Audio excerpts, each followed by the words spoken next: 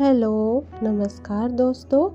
मैं आ गई हूँ शेमलेस लव के एपिसोड 48 के साथ। उम्मीद करती हूँ आपने इसके पिछले वाला एपिसोड ज़रूर पढ़ा होगा, जिसमें कॉलेज पहुँचते ही रुद्राक्ष के डैशिंग लुक और कार ने सबका ध्यान खींच लिया था। सिया को लड़कियों का उसे घूरना अच्छा नहीं लगा। क्लास में सिया की इकलौती सहेली प्रिया ने भी रुद्राक्ष के बारे में सवाल पूछे, लेकिन तभी रोहित ने बीच में आकर रुद्राक्ष को सिया का भाई बता दिया। यह सुनकर सिया को अंदर ही अंदर अपराध बोध महसूस हुआ। तभी डीन के साथ रुद्राक्ष भी क्लास में दाखिल हुआ। डीन का व्यवहार ऐसा था जैसे कोई मालिक आया हो। रुद्राक्ष की नज़रें सीधे पीछे खड़ी सिया और उसके पास खड़े रोहित पर टिक गई। सिया को रोहित के बगल में देख रुद्राक्ष भड़क गया और उसने सिया को पीछे की सीट छोड़कर सबसे आगे बैठने का हुक्म दिया। डर और दबाव में सिया को आगे आकर बैठना पड़ा। रुद्राक्ष ने उसके पास झुककर रोहित को चेतावनी भरी नज़रों से देखते हुए सिया के कान में धीमी और ठंडी आवाज़ में आदेश दिया कि अब से उसे यहीं बैठना होगा। चलिए अब आगे बढ़ते हैं। रुद्राक्ष के लहजे में इतनी सख्ती थी कि बहस की कोई गुंजाइश ही नहीं बची थी। सिया ने थोड़ा डरते हुए उम्मीद भरी नज़रों से मुड़कर डीन की तरफ देखा। सिया की नज़रें पड़ते ही डीन सकपका गए। उनके माथे पर पसीने की बूंदें चमक रही थी। उन्होंने तुरंत नज़रें चुराते हुए डर के मारे हाँ में अपना सिर हिला दिया, जैसे वे रुद्राक्ष के किसी भी फैसले को मना करने की हिम्मत ही नहीं रखते हो। डीन की यह लाचारी देखकर सिया को समझ आ गया कि यहाँ रुद्राक्ष की मर्जी के खिलाफ एक पत्ता भी नहीं हिल सकता है। अब सिया के पास रुद्राक्ष की बात मानने के अलावा और कोई रास्ता नहीं था। वो चाहकर भी मना नहीं कर सकती थी। फिर रुद्राक्ष ने अपनी नज़रें घुमाई और पास बैठी उस लड़की की तरफ देखा। उसने सख्त आवाज़ में पूछा, तुम्हारा नाम क्या है? लड़की ने सहमते हुए जवाब दिया, मिस्ठा। तो मिस्ठा, ये सिया है और आज से ये तुम्हारी दोस्त है। रुद्राक्ष ने दोबारा सिया की तरफ देखा और सवालिया लहजे में पूछा, समझ आया? सिया ने बिना एक पल गवाए तुरंत हाँ में अपना सिर हिला दिया। वो बस इस माहौल से और इस दबाव से बचना चाहती थी, लेकिन रुद्राक्ष को उसका सिर्फ सिर हिलाना पसंद नहीं आया। उसने अपनी आंखें थोड़ी छोटी की और टोकते हुए कहा, लफ्ज़ सिया, मुझे तुम्हारे मुंह से सुनना है। सिया का गला सूख रहा था। उसने किसी तरह अपनी आवाज़ को समेटा और डर से हकलाते हुए कहा, समझ गई। रुद्राक्ष ने उसकी तरफ देखा, फिर अपनी जगह से खड़ा हुआ और मेज पर रखा अपना चश्मा उठाकर पहन लिया। सिया के चेहरे पर खौफ साफ दिख रहा था, जिसे देखकर रुद्राक्ष के चेहरे पर एक अजीब सा संतोष आया। उसने ठंडे लहजे में कहा, बहुत अच्छे। अब तक क्लास में मौजूद सभी स्टूडेंट्स अपनी अपनी सीटों पर बैठ चुके थे और पूरी तरह शांत थे। तभी रुद्राक्ष की तीखी नज़रें सबसे पीछे बैठे रोहित पर जाकर टिक गई। रोहित को देखते ही रुद्राक्ष के चेहरे पर एक अजीब से भाव आए। उसने सीधे रोहित की तरफ इशारा किया और कड़क आवाज़ में बोला, और तुम लड़के मेरे साथ बाहर आओ और बाकी सब लोग अपनी पढ़ाई पर ध्यान दीजिए। रोहित एक पल के लिए बिल्कुल सन्न रह गया। वह बुरी तरह चौंक गया कि आखिर रुद्राक्ष ने उसे ही क्यों बुलाया। क्लास के बाकी बच्चे भी दबी जुबान में खुसफुस करने लगे, लेकिन रुद्राक्ष के रुतबे को देखकर उसका हुक्म टालने की हिम्मत किसी में नहीं थी।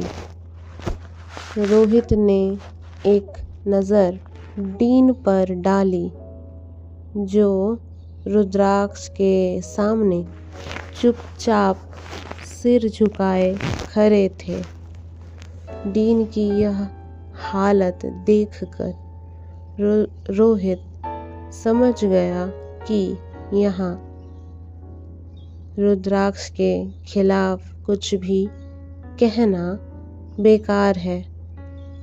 रोहित भारी कदमों के साथ अपनी सीट से उठा और खामोशी से बिना कोई सवाल किए रुद्राक्ष के पीछे पीछे क्लास से बाहर आ गया।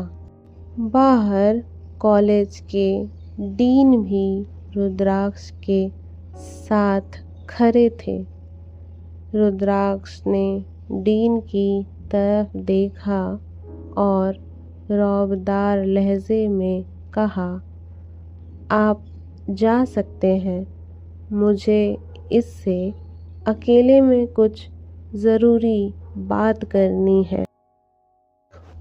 डीन ने तुरंत सिर झुकाया और बेहद अदब से बोले, ठीक है मिस्टर खुराना, अगर आपको किसी भी चीज़ की ज़रूरत हो तो बस मुझे याद कीजिएगा। इतना कहकर डीन वहाँ से तुरंत चले गए। डीन के जाते ही माहौल में एक अजीब सी खामोशी छा गई।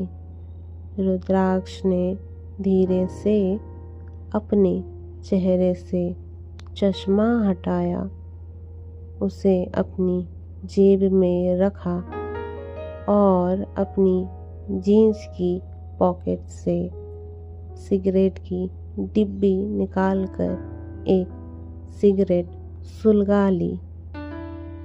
हवा में धुएं का एक लंबा कश छोड़ते हुए उसने रोहित को ऊपर से नीचे तक देखा और फिर अपनी भारी और गंभीर आवाज़ में पूछा, तो यंग बॉय, क्या नाम है तुम्हारा? रोहित ने थोड़ा हिचकिचाते हुए जवाब दिया, रोहित मेहरा।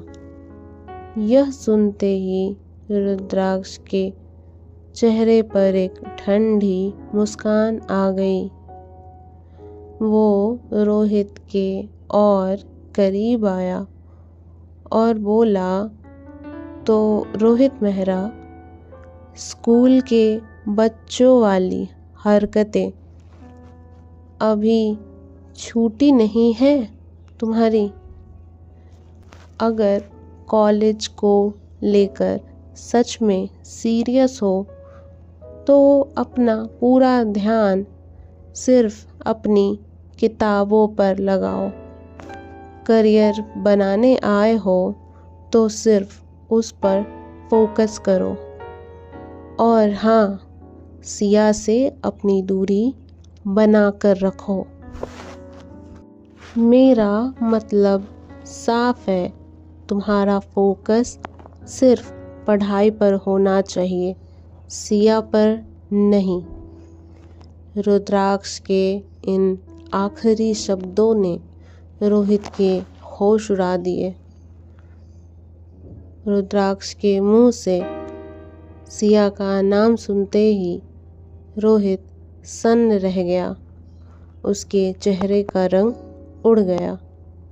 इससे पहले कि रोहित कुछ समझ पाता, रुद्राक्ष ने अपना मजबूत हाथ रोहित के कंधे पर रख दिया। उसकी पकड़ इतनी मजबूत थी कि रोहित को दर्द का एहसास होने लगा। रुद्राक्ष की आंखें इस वक्त अंगारे की तरह सुलग रही थी, जिनमें एक अजीब सी चेतावनी थी।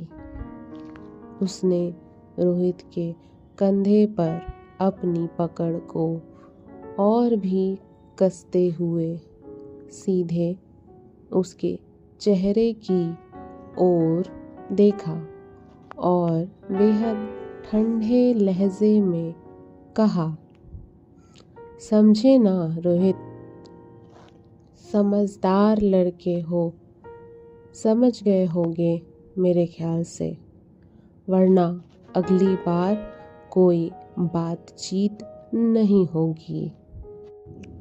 उसने थोड़ा और झुककर बेहद शांत लेकिन डरावनी आवाज में अपनी बात पूरी की। अगली बार मुझे सिया के आसपास तुम्हारी परछाई भी दिखी तो उसे मिटाने का तरीका बहुत दर्दनाक होगा। ये रुद्राक्ष खुराना की पहली और आखिरी वार्निंग है। इतना कहते ही रुद्राक्ष ने रोहित के कंधे से अपना हाथ हटाया। उसने बड़े ही स्टाइल से अपनी सिगरेट को नीचे फेंका और अपने बूट से कुचल दिया। इसके बाद उसने रोहित की तरफ देखकर एक किलर स्माइल दी, जिसके पीछे एक खौफनाक चेतावनी छिपी थी। फिर वो थोड़ा मुस्कुराते हुए बोला, चलो अब मैं चलता हूँ। तुम्हारे टेस्ट का टाइम हो गया है चैम्प। जाओ अपनी क्लास में जाओ। रुद्राक्ष ने आखिरी बार रोहित को देखा और अपना चश्मा वापस आँखों पर चढ़ाया। फिर एक स्वैग के साथ वहाँ से आगे बढ़ गया। रुद्राक्ष के जाने के बाद कॉरिडोर में सन्नाटा पसर गया था। रोहित अभी भी अपनी जगह पर स्तब्ध खड़ा था। वो पूरी तरह सदमे में था। रुद्राक्ष की बातें उसके कानों में बार बार गूंज रही थी। उसे अपनी ही आँखों और कानों पर यकीन नहीं हो रहा था कि रुद्राक्ष ने जो कुछ भी कहा वो कोई सलाह नहीं, बल्कि एक सीधी और खुली धमकी थी।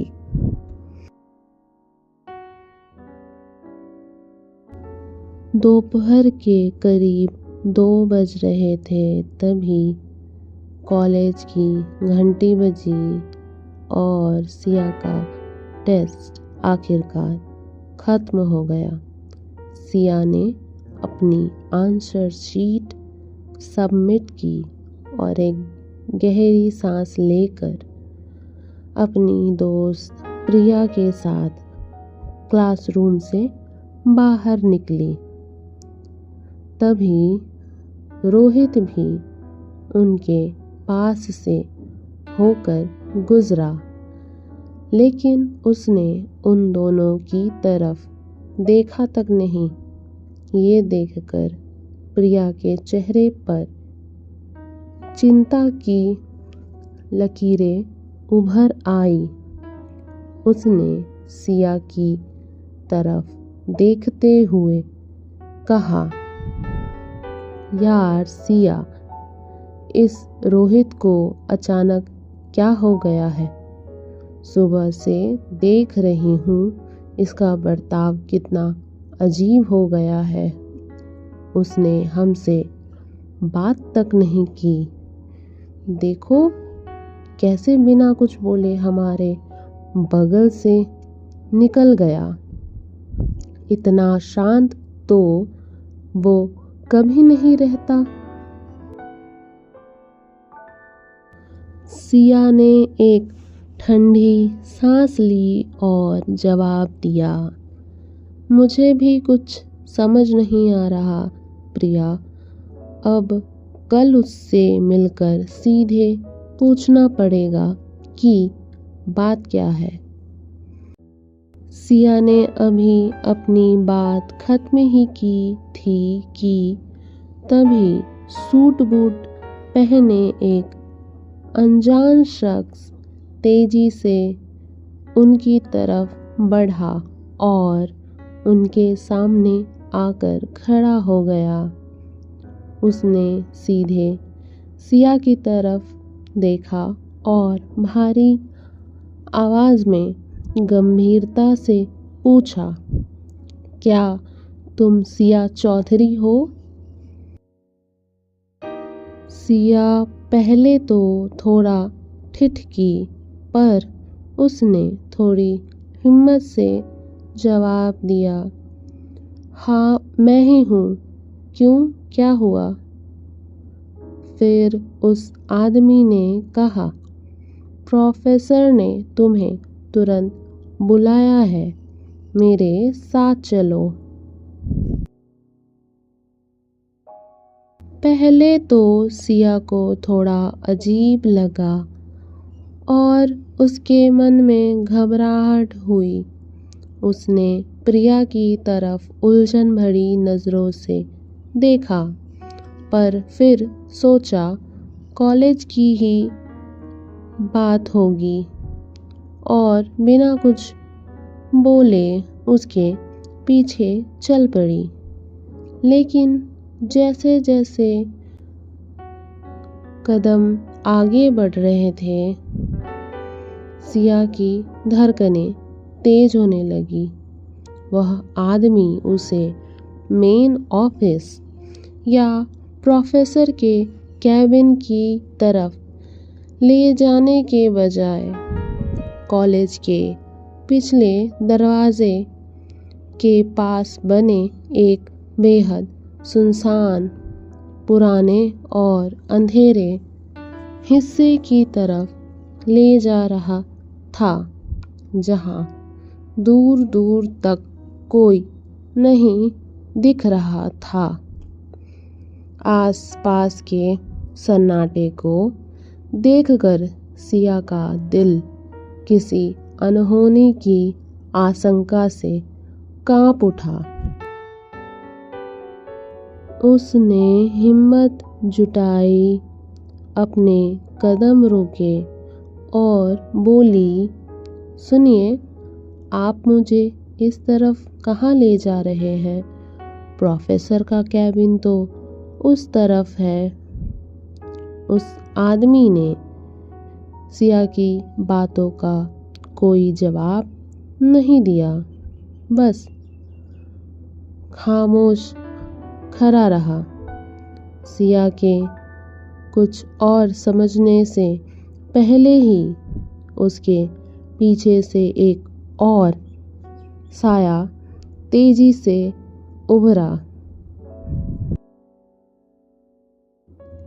इससे पहले कि वह पीछे मुड़कर भागती या चिल्लाकर मदद मांगती, उस शख्स ने बिजली की फुर्ती से उसके मुंह पर क्लोरोफॉर्म से भीगा कपड़ा रख दिया।